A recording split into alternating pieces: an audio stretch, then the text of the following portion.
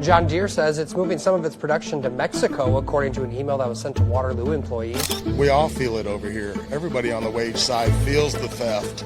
They feel our money going away. If you're thinking of moving production abroad, be prepared. That this is a president who views this auto tariff as a way to reshape American manufacturing and maybe, by extension, reshape American society more broadly to bring back a lot of jobs. John Deere reacting tonight, the company, after a reaction after former President Donald Trump said earlier this week he would impose a 200% tariff on the company if it moves production to Mexico.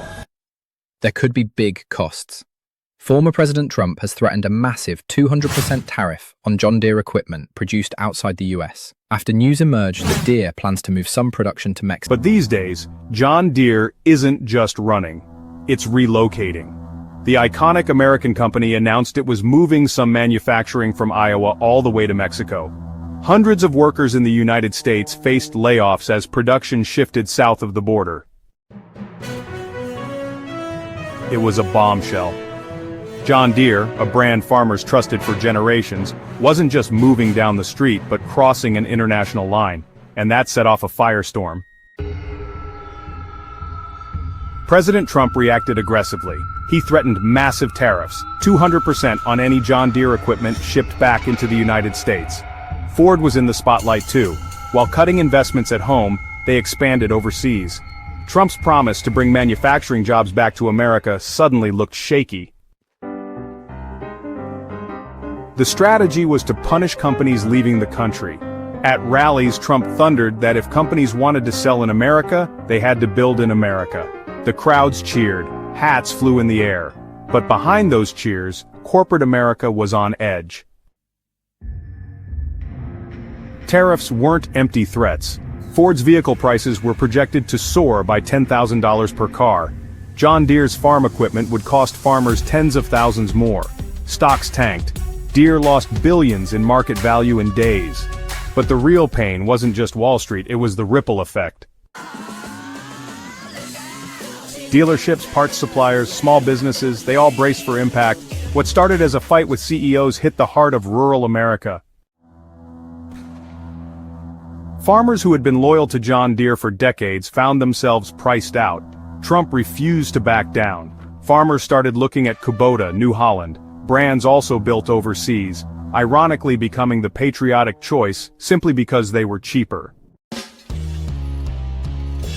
Mechanics specializing in Deere equipment lost business. People painted over the Deere logos on their machines out of frustration. What began as an economic policy became deeply personal. Meanwhile, investors panicked. Deere's stock plummeted further as Trump made good on tariff threats. Mutual funds scrambled. The Dow dropped. Ford's competitors pounced. Kubota and others launched aggressive ad campaigns. They offered trade-in discounts, and they really went after conservative radio with patriotic messaging. Sales just boomed. Dealerships honestly struggled to keep up with demand. Even Toyota and Hyundai, with their US-based factories, capitalized with clever ads. Brand loyalty, well, it faded. People started prioritizing cost and availability over anything else. But tariffs didn't just raise prices, they tore apart global supply chains. Companies like Deere and Ford relied on parts from Mexico, Germany, and Brazil. Suddenly, ports were clogged.